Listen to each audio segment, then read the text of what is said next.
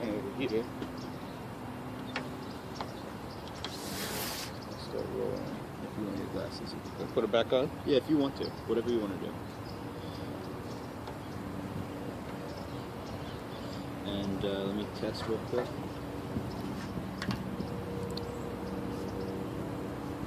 Can you 1, 2, 3, 4, 5? 1, 2, 3, 4, 5. Okay. It's called a shortcut. Yeah. That's cool. Here, let me just you good. Alright, we're good. Alright. Hold for helicopter, and then whenever you're ready to start.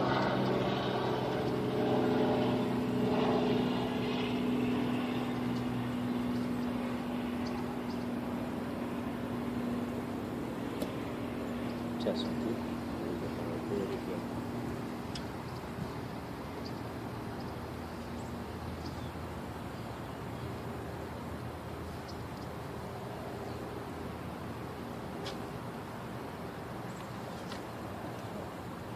Please briefly introduce yourself. My name is Marvin Wolf. A lot more of an introduction than that. Age, where you're from. My name is Marvin Wolf. I was born in Chicago. I've lived in California since I was 16. I served in the United States Army from 1959 to 1962, and again from 1965 to 1974. How did you first get involved in the Vietnam War? How did I first get involved in the Vietnam War?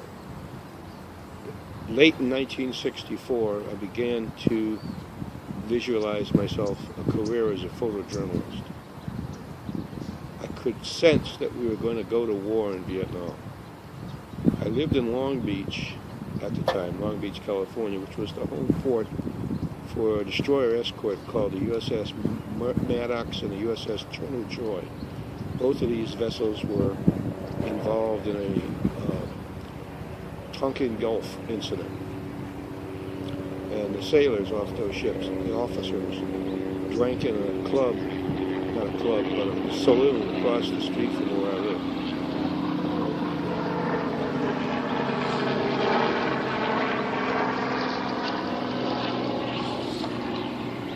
If I had known it was going to be this way, I wouldn't have called for air support.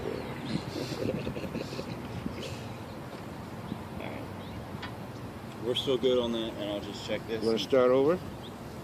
If you want to start that question over, yeah, we can start that question over. Okay.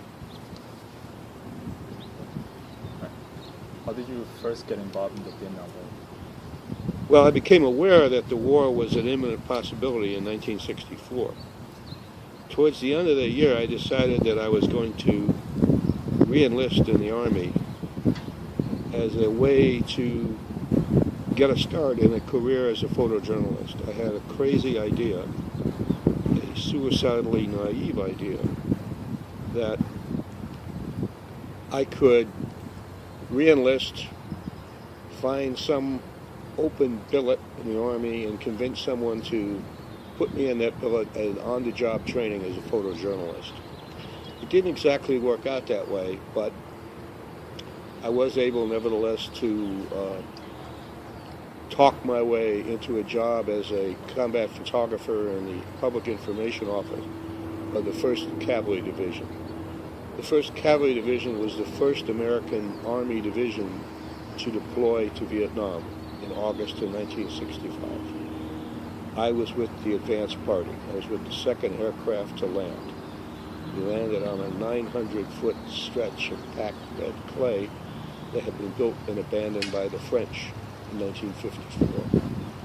And our mission was to seize that airstrip and then, using hand tools, shovels, machetes, a few axes, a couple of saws. Where am I supposed to be looking? No, not you. Sorry. She literally she's walking back with the camera right now. She walked like right into frame. So. All right, cut. Take it over. Yeah. Stop me and start again. Yeah.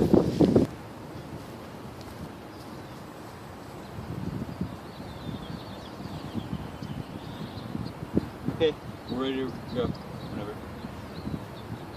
Please briefly introduce yourself. My name is Marvin Wolf. I'm 74 years old. I was born in Chicago. I moved to California with my family when I was 16. I joined the Army when I was 17. I served from 1959 to 1962. I was out for 3 years. I re-enlisted in March of 1965, and I stayed in a uniform until August of 1974. How did you first get involved in the Vietnam War? Towards the end of 1964, I began to see that the war was inevitable. Things were spiraling out of control in South Vietnam, in Southeast Asia generally. I decided to re-enlist in the Army as a way of starting a career as a photojournalist. I had a crazy, suicidally naive idea that I could re-enlist and find an empty billet, an available slot in a unit, and get on the job training as a combat photographer. That didn't exactly work out that way, but I was able to talk myself into a photographer's job that did not exist before in the 1st Cavalry Division Public Information Office. We deployed to Vietnam, the 1st Cavalry Division did, in August of 1965. We were the first Army division to go as a division, and I went with the advance party. I was in the 2nd aircraft to land at An Khê, which was then a little farming village of maybe 800 people.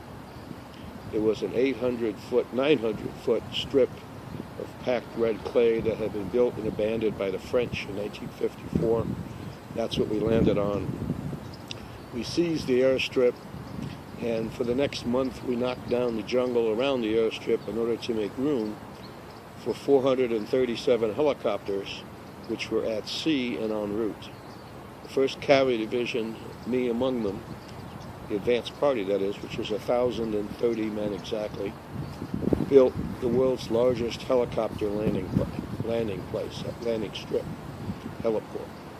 No one will ever build that one again, because that size again, because now everybody has shoulder-fired surface-to-air missiles, and helicopters cannot fly in flocks the way they did. That was my involvement, first of all. So what was your daily duty as a combat photographer in the field? Well, my daily duty, mostly about 3 or 4 days a week, most of the time, was to go out with a combat unit, typically going with an infantry unit on an air assault. An air assault means you fly on a helicopter to a landing zone, which is a hole in the jungle usually, and you land, and you hope that there's nobody there to kill you. Sometimes you drop bombs on the landing strip before you put the first helicopters in.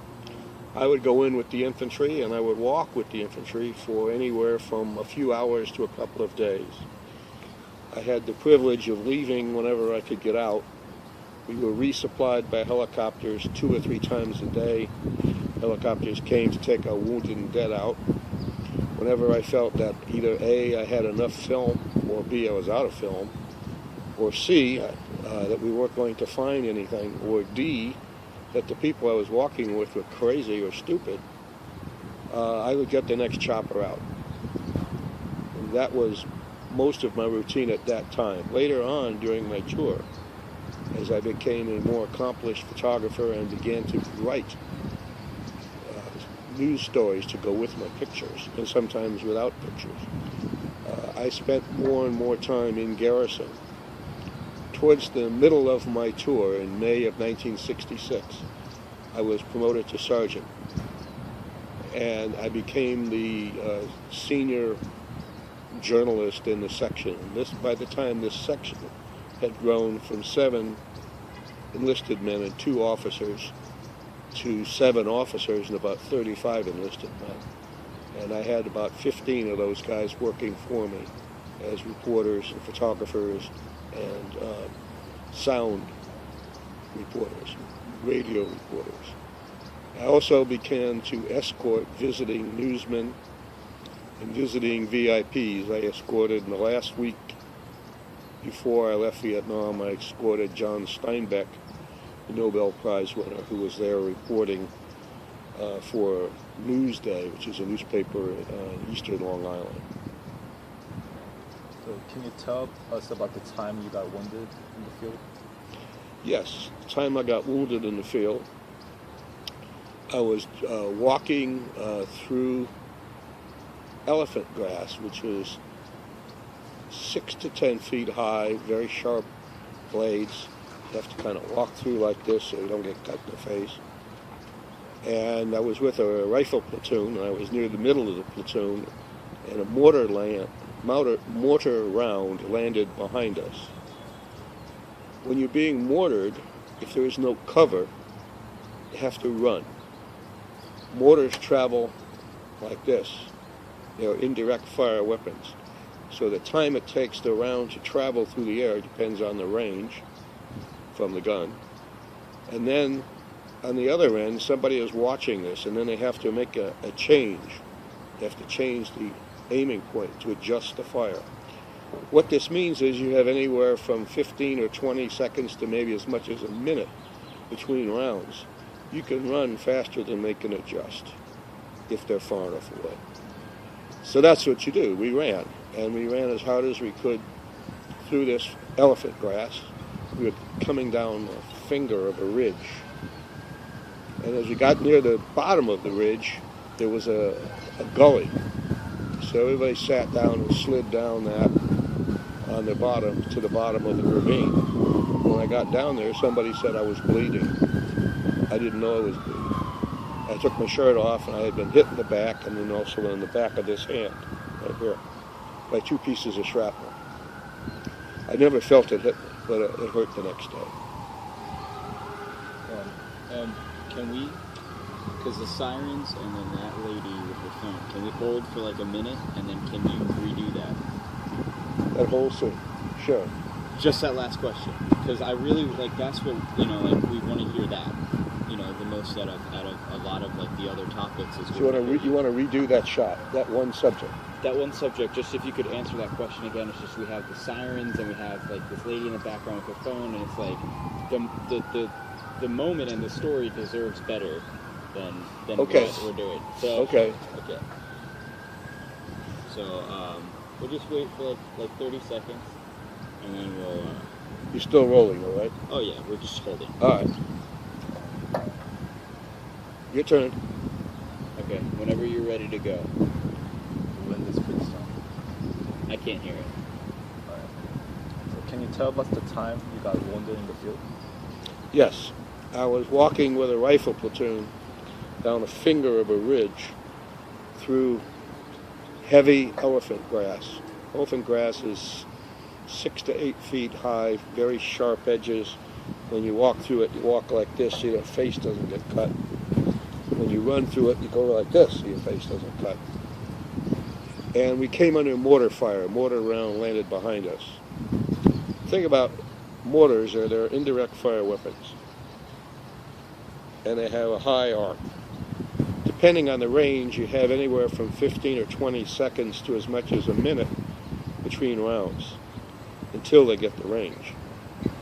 Well, at the other end, they have an observer who's watching you, and he'll call or make adjustments to the mortar to compensate for the movement or for where the round struck. So the doctrine says you come under mortar fire in the open, you run. And we did. We ran until our hearts were ready to pop out of our mouths. We were, very heavy grass. We got to the end of this finger, and there was a ravine. And one at a time, we just sat down and slid down into that ravine, and then we were out of sight. The mortar fire couldn't hit us. At that point, somebody came up to me and said, "Sarge, you're breathing." And I said, "No, I'm not." He said, "Yes, you are." I took my shirt off. There was a little piece of steel in my back about the size of a pencil lead. Another piece in this finger right here. I didn't feel either one of them hit. One in the back had gone through my rucksack, and it went through my mess kit, which is steel, left a hole on both ends. And it was, the medic took it out with a tweezers. Not a big deal. Could have been, but it wasn't. So how are the attitudes of other soldiers towards you and other reporters and journalists? Well, it was mostly, gee whiz, you don't have to be here, and you are. It was respect, in other words, for the most part. I was a little different because I was in the same army they were. I was carrying a rifle like they were. But when the shooting started, I didn't shoot back. I took pictures. And I think that got their respect. And at first, this was very hard to do because my natural instinct would be to lie on the ground and shoot. I mean, shoot with the rifle. But that's not why I was there. So after a while, you just learn to take a certain attitude outside yourself. Just do your job. The first time was the hardest.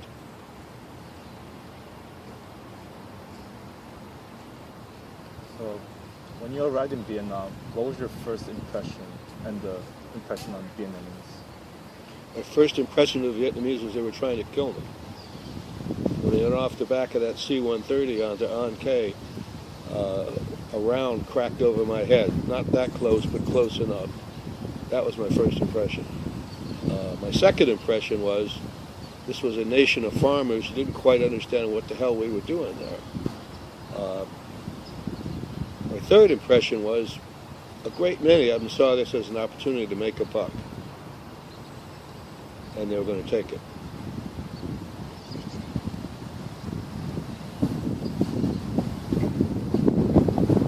What type of Vietnamese did you attract during the war? And how did they feel about the war? What kind of Vietnamese did I interact with? Yes. All kinds. I interacted with Vietnamese soldiers. We called ARVN, Army of the Republic of Vietnam. Civilians, not many. For the most part, the only ones that I met were in the field, and for the most part, they were peasants, not very well educated, not very well aware of what was going on in the larger world. Most of them greeted us neutrally. Some were quite afraid of us. Some were opportunists, and they saw that there was some way that they could advance themselves by being with us. So it was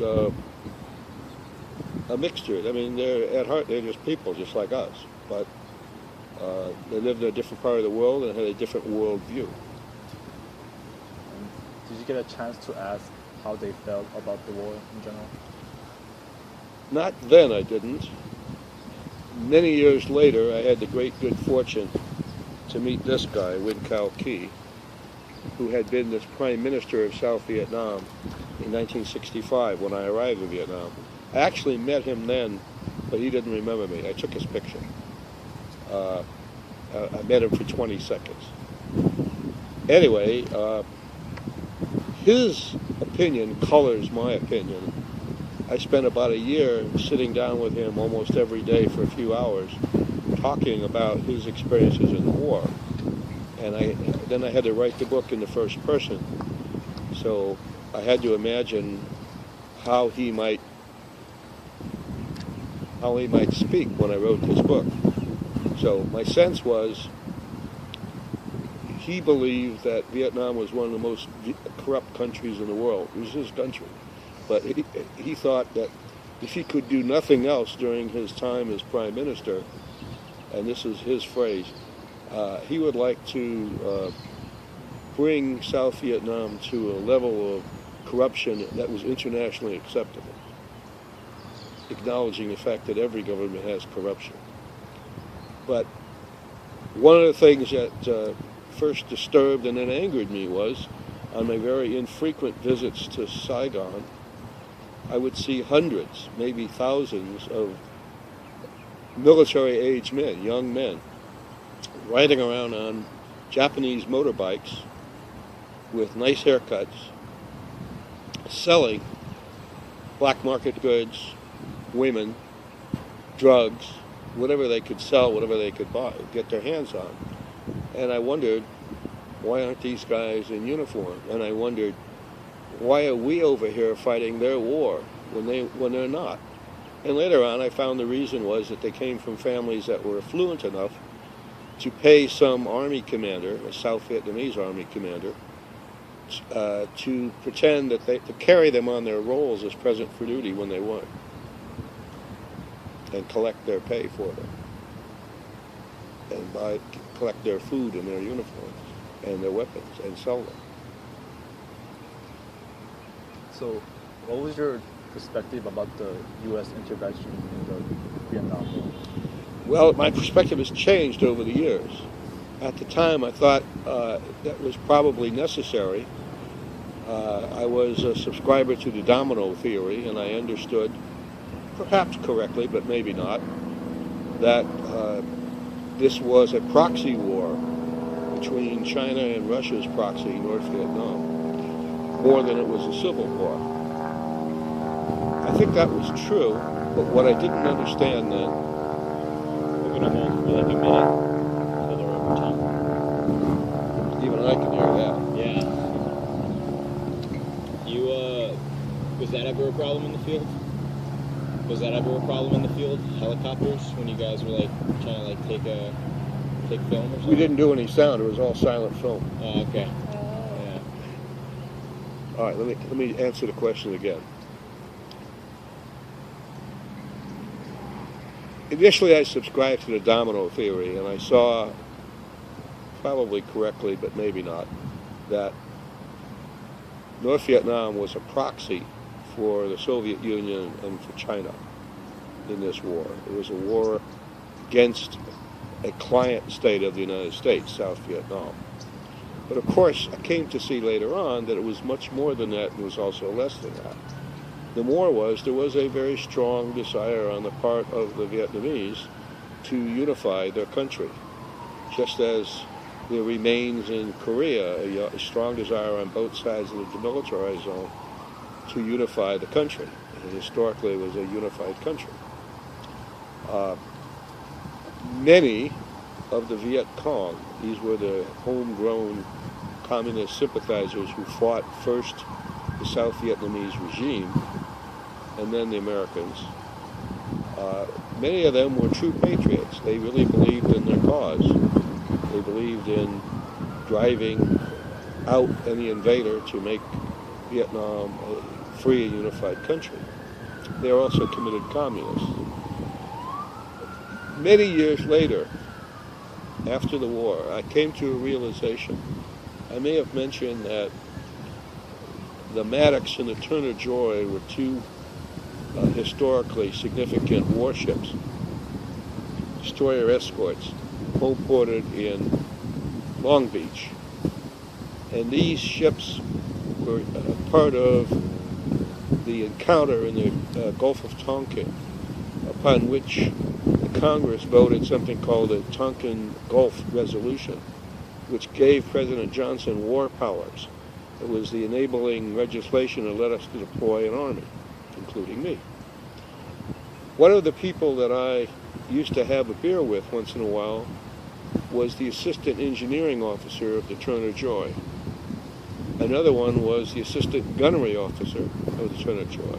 And this was before I rejoined the Army. And at that time, I asked them, what could they tell me about this encounter in the Gulf of Tonkin? And both of them said, can't tell you anything, it's classified. And looking back, I realized that this should have been a big flag to me.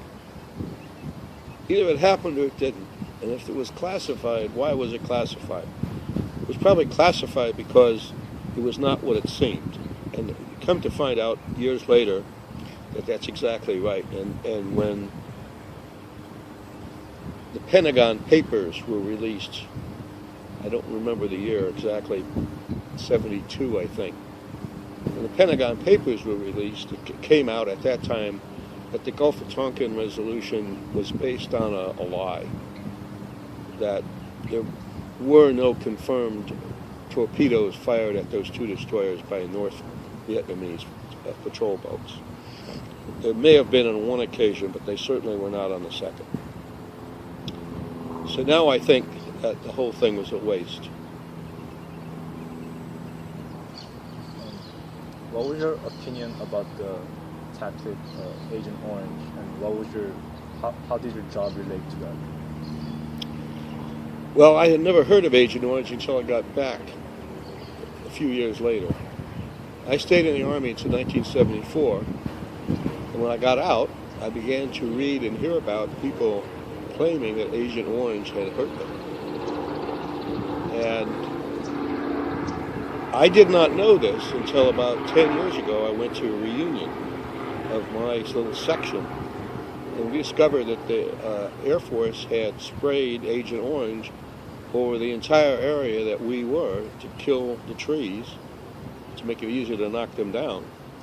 And that I was walking in Agent Orange for a month, that I had been exposed to it.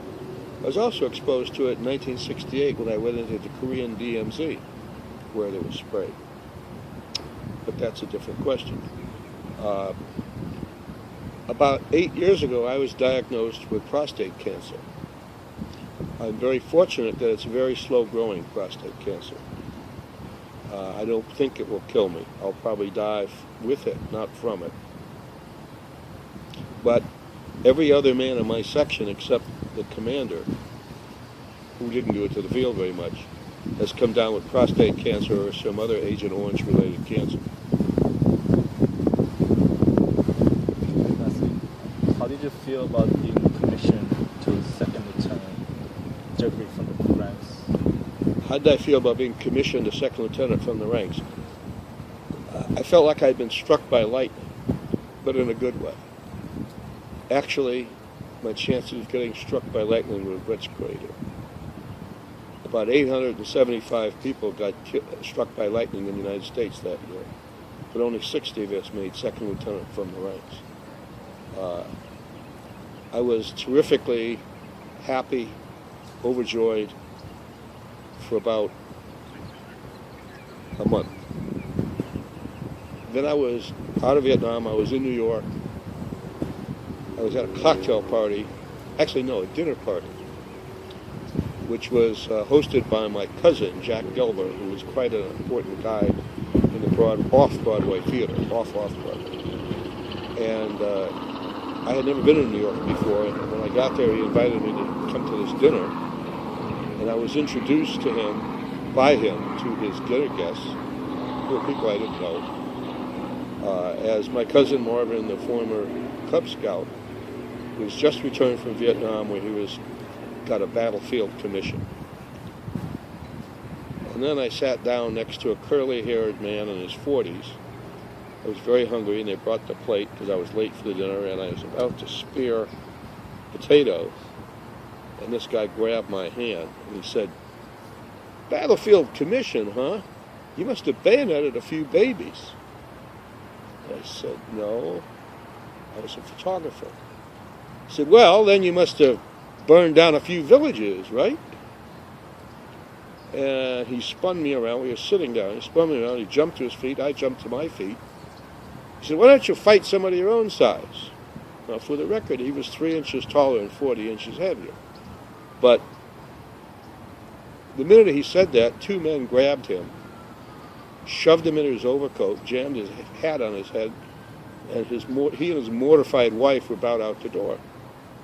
I said, "Who was that?" He said, "Oh, we thought you knew. That's Norman Mailer. He likes to fight." Do you know who Norman Mailer is? You better find out. You better find out. What was your opinion on how the war ended? Well, if you'll forgive my language, it was a clusterfuck. We promised the South Vietnamese that we would supply their army with everything it needed, ammunition, its Air Force with fuel, its helicopters with fuel, and that it would fight North Vietnam on its own, and we got out. But then we didn't. Congress cut all that out of the budget after Nixon left office. When the end came, the South Vietnamese couldn't fly any of their planes, any of their war planes that we'd given them. They had no fuel. They could fly very few helicopters. They had no fuel. They couldn't even move most of their tanks. They had no fuel. So it took the North Vietnamese 40 days to take the country from the time they broke it across the border. I think that was unforgivable. And many years later, when Win Kao Ki ran into Henry Kissinger at the Four Seasons in New York, and this is what Ki told me, Henry came over and stuck out his hand and said, "I need to apologize." He said, "You can't apologize to me. You have to apologize to all those that you killed." And he walked out of the restaurant. What influenced you to become a writer from a combat journalist?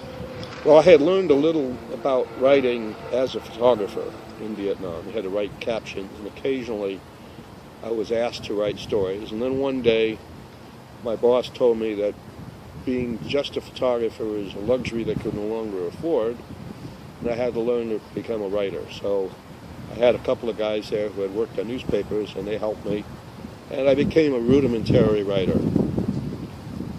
In 1984, I got sole custody of my teenage daughter. And at that point, I couldn't be a photographer anymore. I had to find something. The reason I couldn't be a photographer is I was a single parent. And as a photographer, I used to get phone calls at 6 o'clock in the morning from an editor in New York who'd already had 2 cups of coffee, who would say to me at 6 in the morning, my time, "Hey, can you be in Las Vegas by 10 this morning? Hey, can you go to Hawaii? Can you go down to San Diego? Can you go to Seattle?" And I would just go and do it. And I was making decent money. But you can't do that and be a single parent to a teenager.